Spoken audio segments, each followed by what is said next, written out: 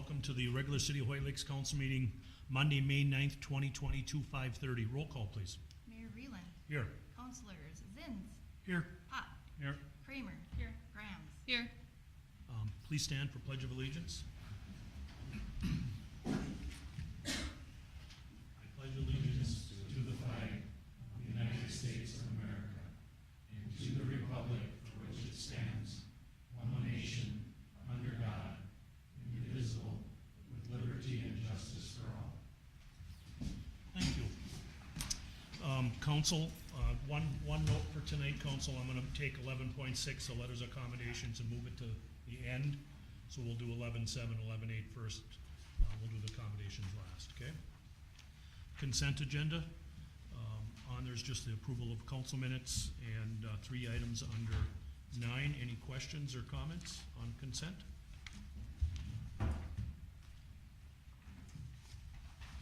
Not hearing any. Could I have a motion to approve? I'll make that motion. Motion by Councilor Kramer. Support? I'll support. Support by Councilor Zins. All in favor? Aye. Opposed? Motion carries. Guest Citizens Forum. Nobody has signed up tonight. Anybody want to speak separate tonight? If you're not on the agenda? Everybody, I think, here is on the agenda. So, reports from staff. Tammy, anything for you? No. Nothing? Okay. Public Works Director Kenny Sansinger. Yeah, so I just wanted to give everybody a heads up, the situation with the street sweeper. I'm sure you guys saw it out for a couple days. It broke down. We're having an issue with the main broom, and it turns out it's a software issue. So it has to be fixed by the dealer. Right now they're shorthanded like everybody. They have one technician serving the entire Midwest. All goes well, he'll be here tomorrow, hopefully have it fixed, and we'll be back out running on Wednesday. Campground, pretty much everything out there is up and running. All the water systems turned on. We had a few hiccups, water heaters and well pumps, etc. Everything should be running as of today. Docks are ready to go in tomorrow, at least the boat launch docks. And then we'll get the fishing gear in after that. Colby dock got put in last Thursday. Water out at the golf course should be turned on with any luck tomorrow or Wednesday, and I think that's all I've got. All right, thank you.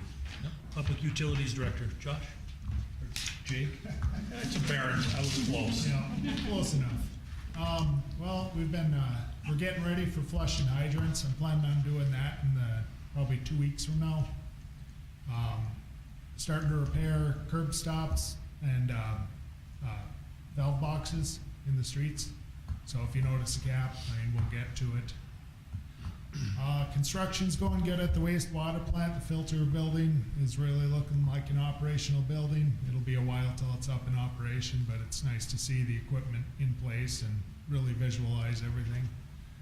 And then on the 20th, we have a meeting with Laskin regarding our significant industrial user agreement with them. The MPCA is starting to look further into that. The reason why they're looking further into that is because they're starting PFAS. Right now, they just want to identify what's going on, like where the PFAS is. So we got selected because we have a significant industrial user agreement. So what's going to happen is next spring, we're going to end up with 2 samples or 2 sample events. Each sample event is going to cost the city roughly $1,600. As of right now, I'm still shopping around at labs to see if I can get us a better deal. We're kind of being voluntold to do it. They say you can do it on a voluntary premise, but they also withhold legal right to force us to do it. So, in my experience, might as well just do it. Otherwise, they'll tell us for doing it. So, that's what's going on for us. So that's it. You might want to explain what PFABs are. I'm water wastewater, I know, but I'm not sure everybody else doesn't know what that is. Gotcha. It's basically a contaminant they're finding having to do with non-stick surfaces.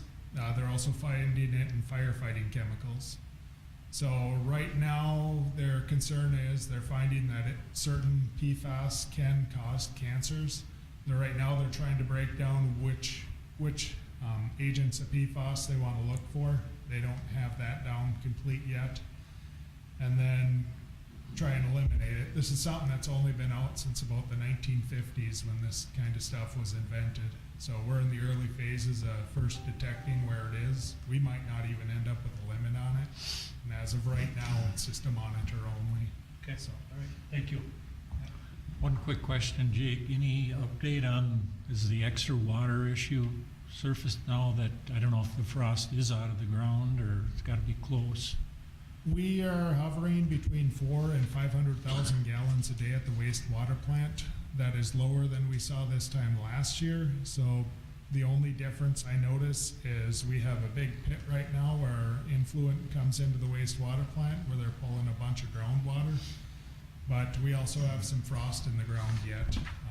Brian's Body Shop is actually, their water is froze. He's not getting any water right now. So we'll wait and see what happens over the next couple of weeks. I fear that when it breaks loose, it'll go up. Let's hope it doesn't. So. And at the high level, after the construction last year, it was up around 800? So, yeah, construction finished the year before in the fall, and in the spring, when everything broke free, we had a better spring the last year. We were upwards 600,000-700,000 gallons a day coming in, which is way too much for that facility. So, yeah. Thank you. EMS Director, Olmsted. We finished April with 68 runs. Right now, I'm having difficulty filling the EMT schedule as the weather's warming up. Obviously, people want to get out and do other things besides volunteer their time for the ambulance. So last pay period, I was 56 hours open for EMT shifts. So that's where I'm at with that. Otherwise, I don't have much. Okay, thank you. East Range PD, Chief Sewler's in the audience. Anything from you, Tim?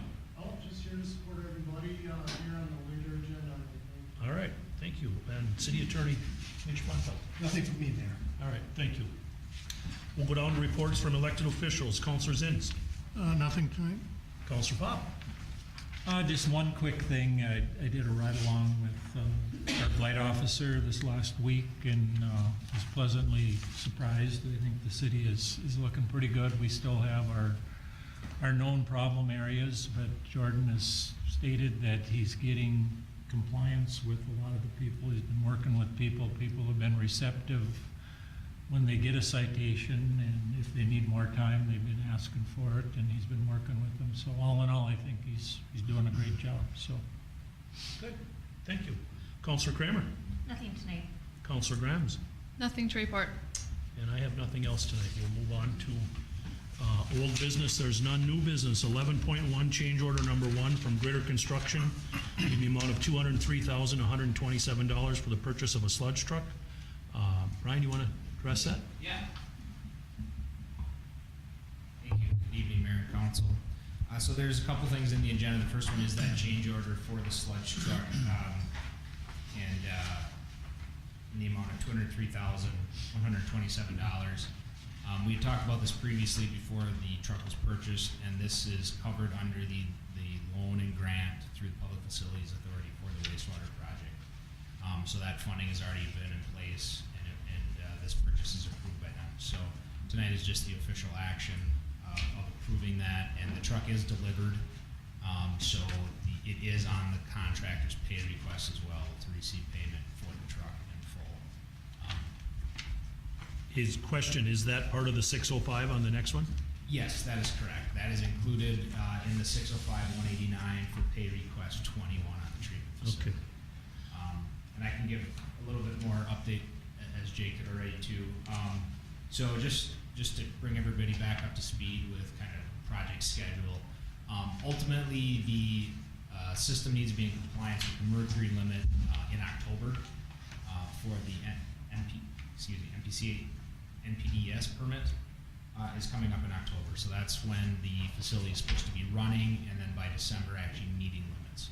So those are kind of the more hard deadlines that are out there from NPCA. The contractor, I had written the substantial completion for the filter building for the end of July to give a little grace period before the MPCA dates kicked in.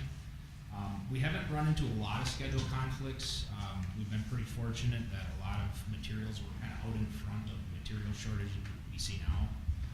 Contractor did have some labor issues with getting a roof on the filter building this winter, and then the cold, extreme cold too. They didn't have many days that they could actually do roofing. So they fell a little bit behind on that, and then with the cold spring too, it's been a little bit slower start here as they've gotten going. But things are really popping out there now, and it's going to be busy all summer. We've been talking to the contractor if they think they're going to be able to hit that late July date. They're still trying to, and they think even if they can't achieve that, it would probably be within 4 to 6 weeks after that. So I don't think there's any danger of issue with the MPCA dates. But as we get closer to those dates, we'll communicate with MPCA too, so they kind of know where things are at. But I think everybody kind of in the state of the industry right now is understanding if there's some problems in terms of schedule.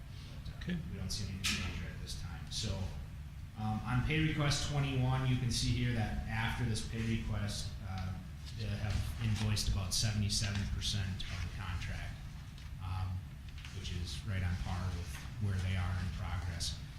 Even after the filter building starts up, there's quite a few other steps in the process: the trickling filters, demolition of the trickling filters, site restoration. And so I think a lot of that in the late fall you're going to see, and likely there's going to be some work next spring, summer for site restoration, just based on weather. So there's a fair amount of work to go yet, but we're closing in on some of the real critical components starting out. Okay. Anybody have any questions for Brian?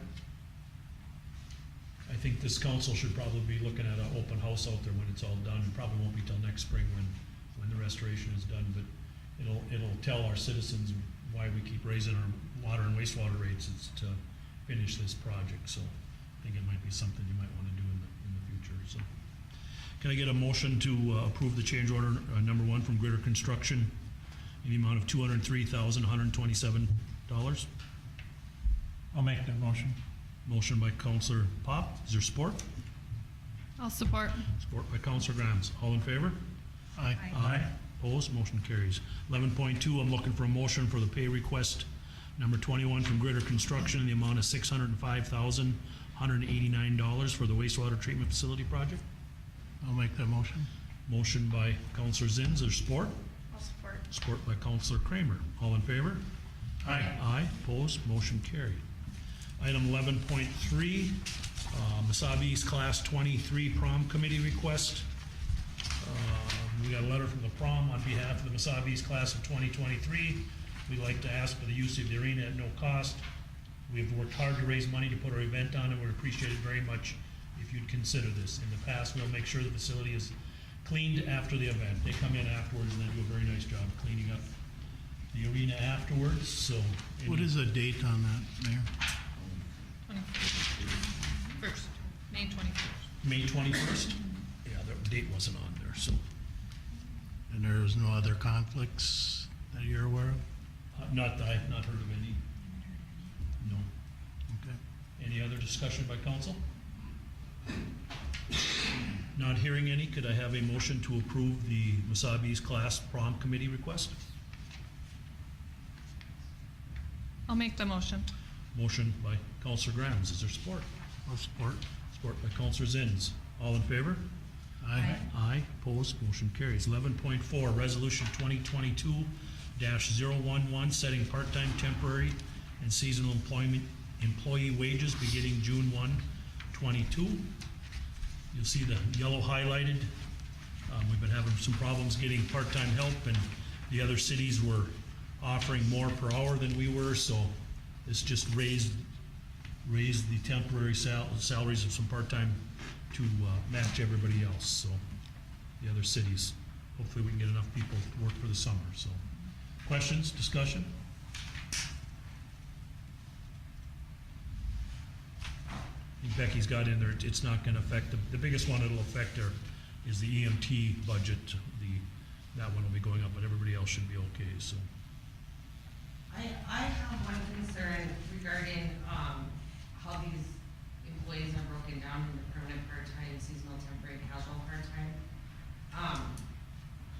My belief is the EMTs should be at permanent, part-time employees, and there's no legal definition of casual employee, but what the agreed upon term for casual employees does not relate to what our EMTs are doing. I would like them to be categorized as permanent, part-time employees. Council?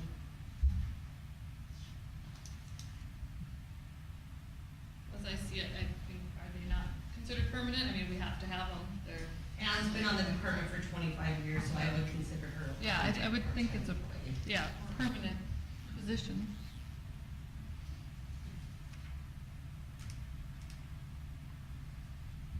We can either decide on it tonight, or the personnel committee could meet with Becky when she's back and come up with something for the next meeting. That Yeah, sounds and okay. the word casual is actually a legal term of art under the state public sector labor law, so that is typically, is consistent with the number of shifts they work per year, so the casual is a legal term. So it might be something that if we wanna look at that, it probably would be something good to defer to the personnel committee, and then if there needs to be any review as far as the definitions are concerned, the statutory definitions, we can do that. Okay. Will that affect the proposed hourly wage that's listed here then? No. No, it's just where they fit within the classification. Right. So you could probably pass it tonight, but subject to the clarification on the classifications, if you want to do it. Yeah, Otherwise- That's something, that's not really got anything to do with tonight's Right. decision on changing the salaries, is just what they're classified at, so. Any other discussion? Somebody want to make a motion to approve these changes? I'll make that motion. Motion by Counselor Kramer, support? I'll support. Support by Counselor Zins. All in favor? Aye. Opposed, motion carries. 11.5, hiring of summer seasonal employees. You have a list of employees that, in front of you tonight.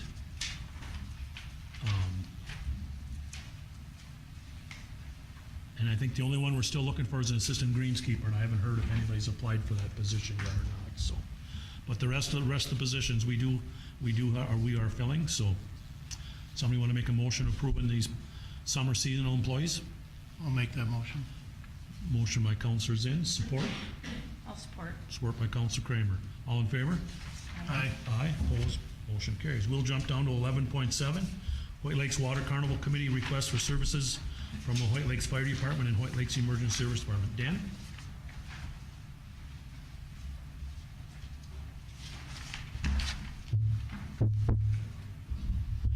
Yeah, I don't know, does that one work?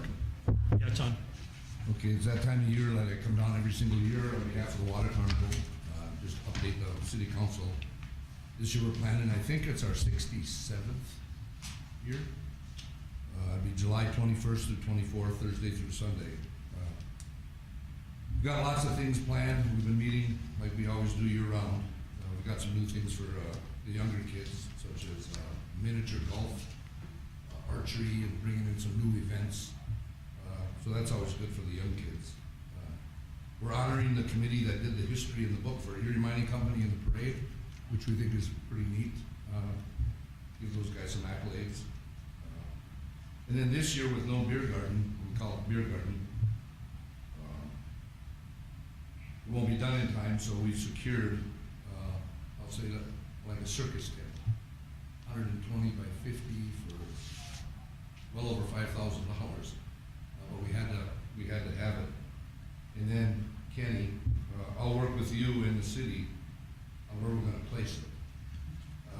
It has to be staked out like a week before, we'll go for one and all that before they put it, because it's pretty big. It's not no 10 stakes, they drill them down there and stuff like that.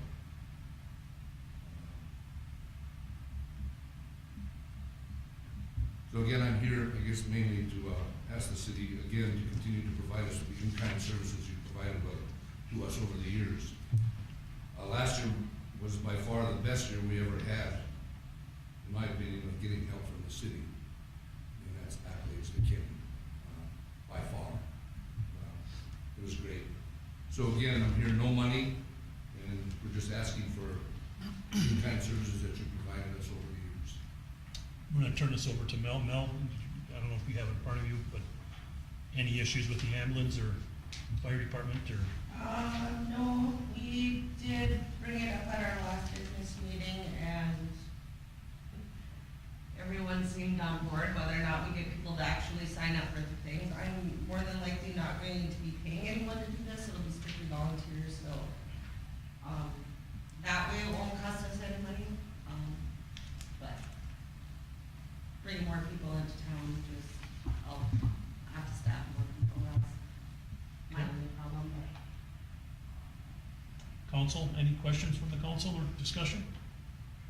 I think we've provided a list, or Sherry, I think we've provided a list of. Yeah, it's in our packet. Yeah, we got it. Yep. Yeah. All right, motion to approve? I'll make that motion. Motion by Councilor Pop, and I'll support. All in favor? Aye, opposed, motion carries. And Dan, you said you had a little golf? Yeah, so I'll put on another hat, I'll put on another hat here. All right. With what I'm gonna discuss has no bearing on my relationship with the city. I represent running the clubhouse and the golf course. I am a member of the golf commission. And I've been kind of appointed to come down and just address the council on a few things. The golf commission, and this is, again, don't shoot the messenger, I'm just a part of the group. The golf commission, in our opinion, was established to give guidance and recommendations for operations, financial, and miscellaneous golf issues to the city council to make decisions. We realize that the city council has all final decisions. With that said, we were disappointed this last winter when all the rates increased and a lot of the established programs were removed. This is troubling to us that these things were never discussed with the commission. Now a lot of the commission members feel that we might as well just dissolve the golf commission. Remember, don't shoot the messenger. Because our input wasn't sought after anyhow. In their opinion, it's hard for us to watch people make decisions about the golf course who are not golfers, who have never been to the golf course, to learn what it's all about. We can live with and support most of the price increases in green fees, season tickets, but there are a few items that I think we need to have fixed. Number one, the new member rate was completely eliminated over all these years. We've had this to promote new members. It's been very successful. We got 25 new members in this program from 2016 to 2020. And one of the things we feel that should be reinstated. Number two, Fisherman's Point discount rate. It's been a very successful program for the golf course in the city. We would give any camper at Fisherman's Point a discount rate of 50% off of golfing for a green fee. The city has already taken in money from the point, and also every golfer that goes out there would rent a cart. There are lots of campers that do this and look forward to this.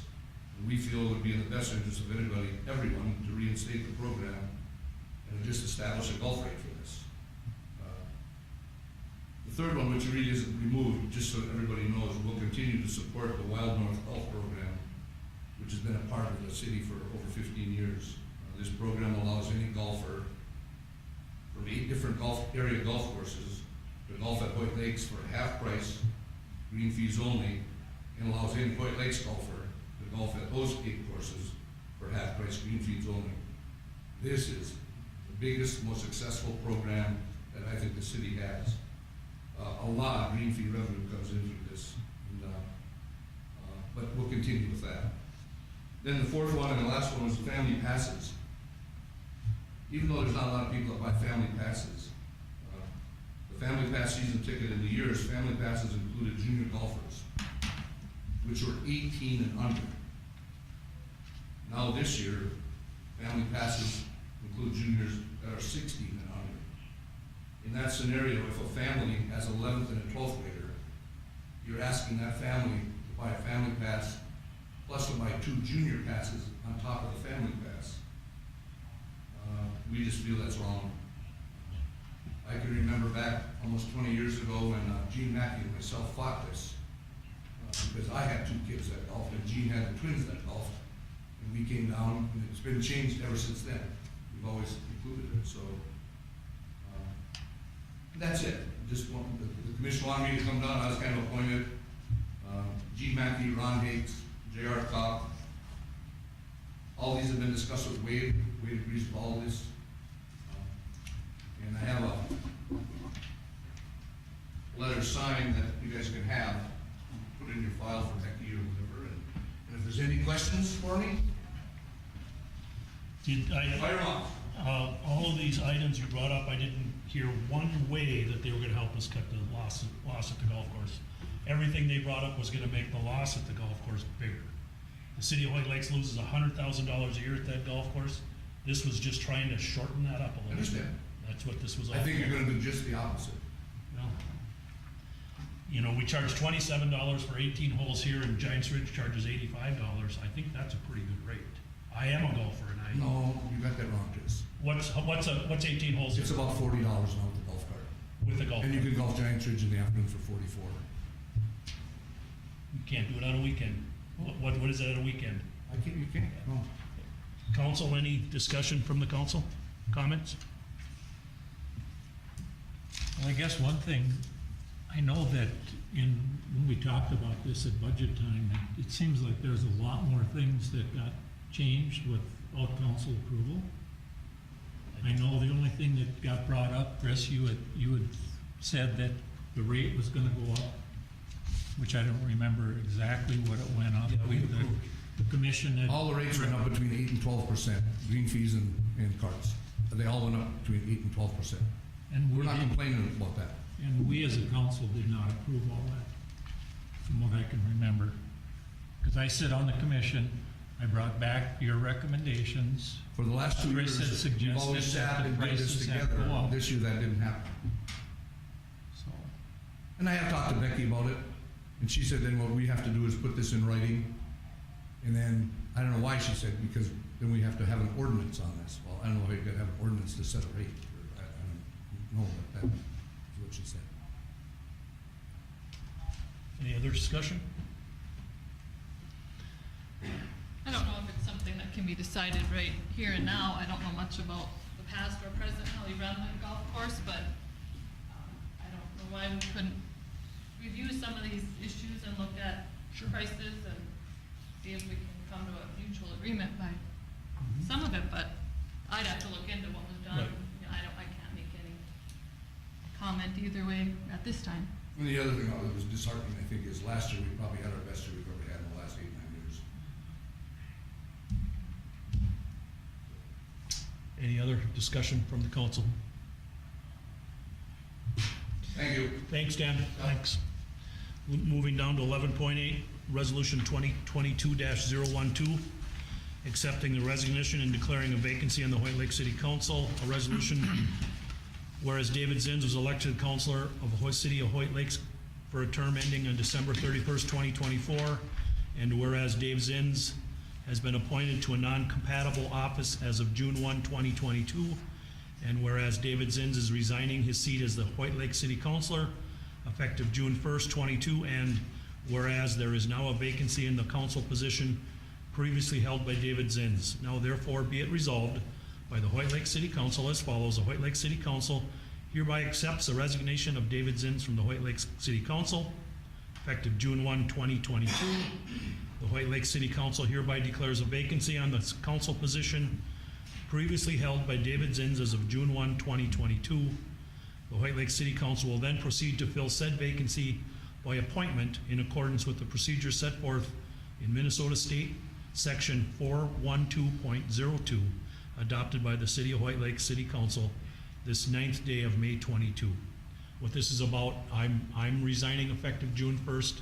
This council appointed Dave Zins acting mayor for the rest of the year. So just following ordinances, Dave has to resign his seat, and the city will be putting out for applications to replace his. And Dave's taking my spot in a couple of weeks. So, questions, comments? Not hearing any. Could I have a motion approving resolution 2022-012? Make that motion. Motion by Councilor Kramer. Support? I'll support. Support by Councilor Pop. All in favor? Aye. Aye. Opposed, motion carries. All right, now we're gonna go to 11.6, letters of accommodation to Josh Houdick, Stephanie Matheson, Brent Matheson, Scott Garrick, Ann Breland, and Cody Hansen. I think that was all of them, right? We had an event, Mel, when was the event? July 24th, 2021. There was a Hoyt Lakes resident that was having major medical issue. These workers of ours showed up, did a phenomenal job, saved a life in my opinion, and this city council really wants to show their appreciation for all of you for doing a wonderful job. So we've got some plaques and stuff to hand out. Any council anything, other comment? Thank you for your service. Yes. These are the things we enjoy part of this job, so. Mel, should we get up and hand them out? We should. We're gonna start right here. Sure. I'm gonna go back and, let me read the accommodation first, so everybody can hear. They're all the same, but just a different name on them. Go back to my microphone. You are commended for your life-saving action in the early morning of Saturday, July 24th, 2021, while responding to a call for medical assistance at a Hoyt Lakes residence home. The East Range Police Department found the patient unresponsive with shallow breathing and a weak pulse and requested air medical. After the patient went into cardiac arrest, your quick reaction and the extraordinary measures taken allowed the patient to regain a pulse, providing the necessary time to allow the patient to reach the hospital. The Hoyt Lake City Council is thankful for the knowledge and confidence displayed during this emergency situation, and you can take personal pride in your efforts which saved the life of a Hoyt Lakes resident. Without the immediate response from officers Josh Houdick, Stephanie Matheson, Brent Matheson, and Scott Garrick, EMT Ann Vreeland, and paramedic Cody Hansen, the patient would not have been administered life-saving care. The teamwork performed by the Hoyt Lakes Emergency Services Department and the East Range Police Department was truly amazing. Presented at the regular City Council meeting held this 9th day of May 22.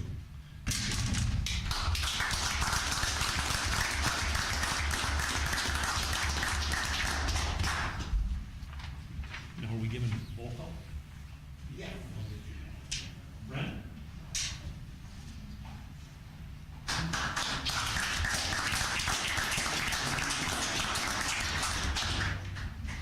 Josh Houdick?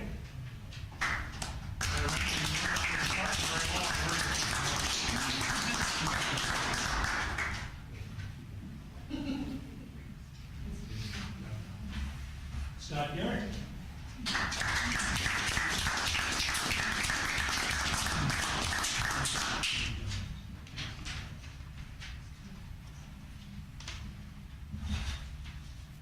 Cody Hansen?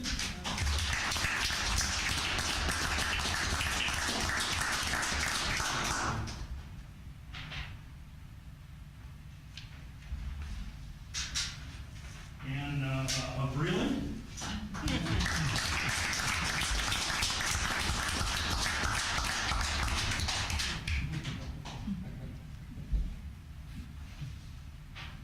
And Stephanie Matheson.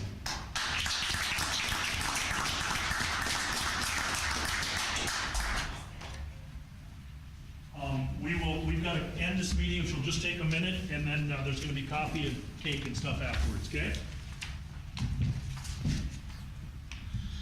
All right, anything else to come in front of this council tonight? Not hearing any, motion to adjourn. I'll make that motion. Motion by Councilor Kramer, support? Support. Support by Councilor Zins. All in favor? Aye. Aye, opposed, motion carries. Good night, everybody.